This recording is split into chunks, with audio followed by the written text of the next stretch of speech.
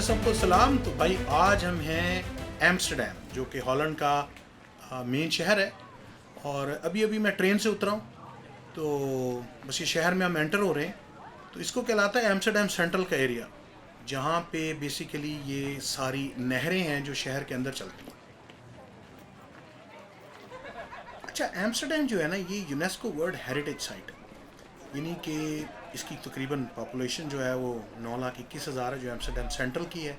और अगर पूरे शहर मिला लें तो तकरीबन 14,000।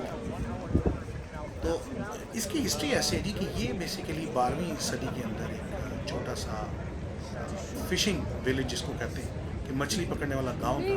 तो यहाँ से ये दरिया गुजरता था जिसका नाम एम्स्टल था। तो उस दरिया पे डैम बनाया गया।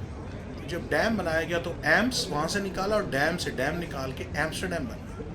तो अब ये world UNESCO world heritage site के अंदर आता है। और उसका मतलब ये होता है कि ये जगह प्रोटेक्टेड है और इसको जो है उसको कोशिश वो करेंगे इसको ऐसे मेंटेन रखें। तो बहुत ही खूबसूरत बेसिकली जगह है। और उस दरिया से जो है वो निकाली गई हैं छोटी छोटी नहरें, और उन नहरों को जो है वो फिर उसके ऊपर सारे घर और बिल्डिंग्स बनाई गई। बिल्डिंग्स बड़ी खूबसूरत हैं और थोड़ी नई नई हैं। left hand side, a completely redeveloped area. It used to be industrial, nowadays ये जी सबसे पहले आपको मैं यहाँ पे एक छोटी सी क्रूज बोट में लेके चलता हूँ। ये देखिए इन्होंने बनाए ऊपर शीशे भी लगाए हुए ताकि बारिश हो तो फिर भी आप सैर कर लें। तो ये हमें सबसे पहले शहर के बाहर लाया है, और ये एम्स्टल रिवर जिसका भी आपको जिक्र कर रहा हूँ, उस रिवर में यानी दरिया में हमें ये पहले सैर कराएगा, फिर घुमा के ये हमें शहर के अंदर ले जाएगा। वो जो नहरें हैं एम्स्टर्डम सेंट्रल के अंदर जाती हैं, तो फिर हम एक्चुअली वहाँ पहुँच जाएंगे। और ये देखें वो सामने जो घर है, इसी तरह उन नहरों के दोनों साइड पे घर हैं। तो चलें देखते हैं जी। ये पहले एम्स्टल रिवर, ये इनका म्यूज़ियम है। और ये बेसिकली शहर का नया हिस्सा है। वो थोड़ा सा पुराना हिस्सा है, ये नया हिस्सा है।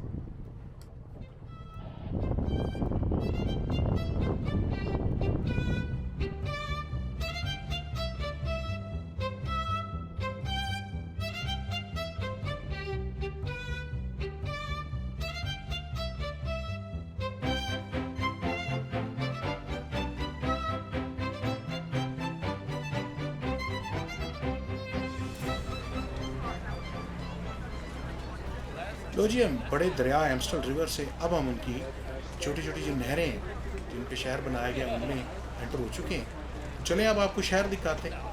तो ये मैं आपको बता रहा था ना कि एक साइड पे बल्कि दोनों साइड पे घर हैं, और तकरीबन एक जैसे घर स्टाइल के बने हुए हैं, लेकिन थोड़े से रंग फ़र्क है। अच्छा, यहाँ पे पानी में इनके रहने का रिवाज बड़ा ही। अगर आप बड़ी बड़ी किश्तियाँ देखेंगे, लोगों के घर भी हैं। ये देखिए बाकायदा पूरा एक गार्डन बनाया हुआ उन्होंने, घर हैं, बेकरीज हैं, और बोट में ही लोग कई जो हैं वो लंच भी करते हैं, डिनर्स भी होते हैं। यानी कि पूरी लाइफ है पूरी इनकी इस पानी के ऊपर। तो इसीलिए इस ख़ास एक जगह है, इसलिए इसको यूनेस्को वर्ल्ड हेरिटेज साइट का नाम दिया गया, ताकि जो इसको हमेशा के लिए प्रोटेक्ट किया जाए।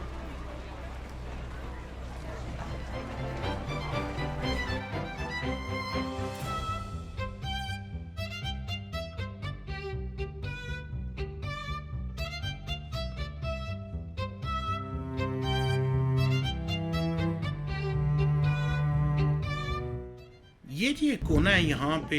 जब पानी में आप होते तो 7 ब्रिज इकट्ठे नज़र आते हैं। 7 पुल जो है वो 1 2 3 4 5 6 ये 7।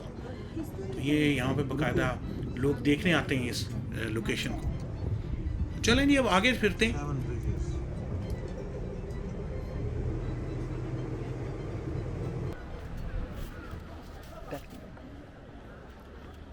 यहाँ जी ज़िंदगी बेसिकली या साइकिल है या फिर आप कश्ती पे फिरें।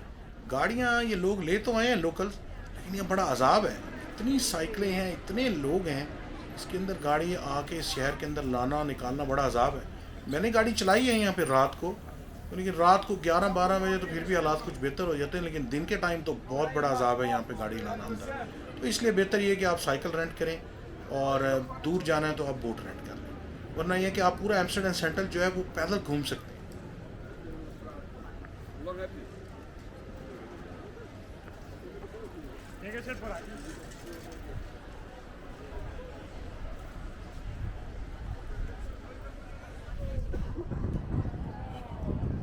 तो क्योंकि जगह छोटी है। यहाँ पे इन्होंने सारे रेस्टोरेंट्स ने बाहर कुर्सियाँ पानी के साथ ही रखी हुई हैं आप चाय और कॉफ़ी के लिए। तो ये तो जी व्यू है हमारा ब्रिज के ऊपर से। तो अब साथ देखते हैं कि ब्रिज के नीचे से व्यू कैसा है। चलें जी।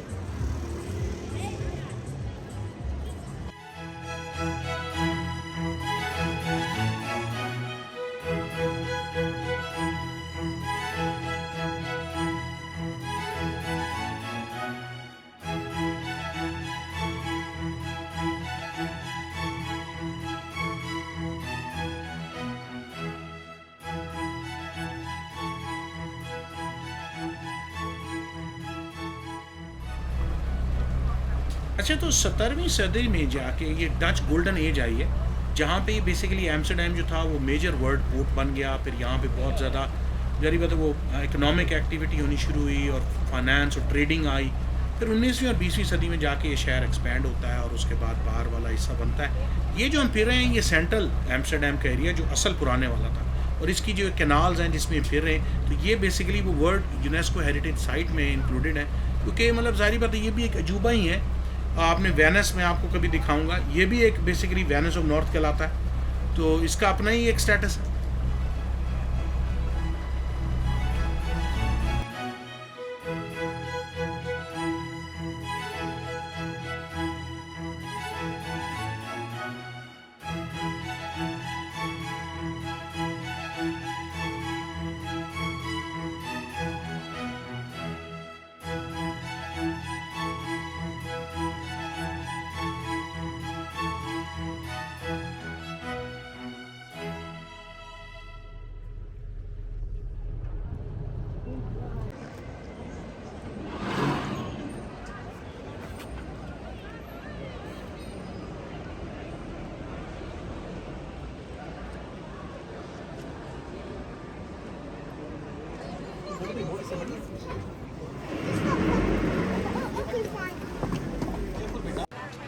अच्छा, ये तकरीबन जी 100 किलोमीटर की ये कैनाल्स हैं जो शहर के अंदर हैं। हर तरफ आपको नहरें नज़र आएंगे, या साइकिलें या नहरें, दो ही चीज़ें।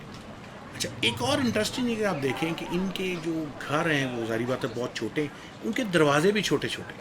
आप कोई भी घर देख लें, कोने वाला देख लें, तो इनके छोटे छोटे दरवाजे, तो ऊपर सामान ले जाना बड़ा मसला है। तो हर घर के ऊपर एक छोटी सी हुक लगा हुआ है, क्रेन लगी हुई सामान उठाने के लिए। ये देखें कि ये क्रेन लगी हुई है, इससे वो सामान उठा के ऊपर जाता है, क्योंकि दरवाजे इतने छोटे हैं। ये देखिए उल्टे हाथ पे हर घर के ऊपर वो हुक वाली क्रेन का सिस्टम लगा हुआ है।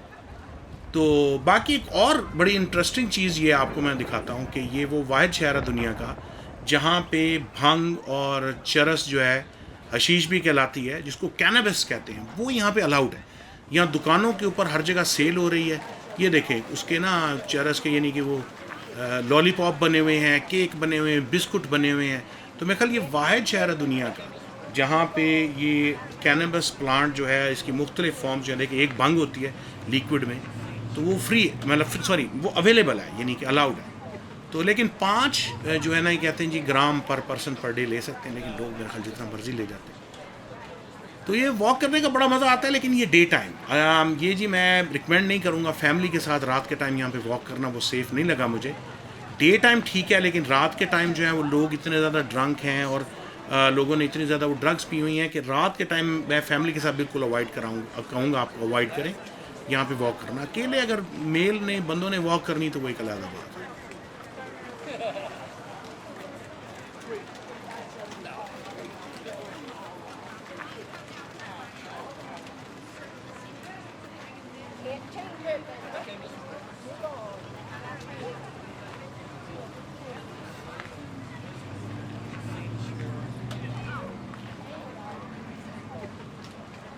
अच्छा जी, एक और इंटरेस्टिंग है कि यहाँ 62.2% लोगों का कोई रिलीजन नहीं है, किसी मज़हब को फॉलो नहीं करता। क्रिश्चियंस जो हैं वो तकरीबन 30% के करीब हैं, जिसमें कैथलिक्स और प्रोटेस्टेंट शामिल हैं, और कुछ और टाइप्स भी हैं क्रिश्चियन की, लेकिन टोटल 30% के पास। और इस्लाम जो है तकरीबन 7%, यानी तकरीबन 7% मुसलमान हैं, 1% तकरीबन हिंदू हैं, और 1% जो है जूदिज़म को फॉलो करते हैं।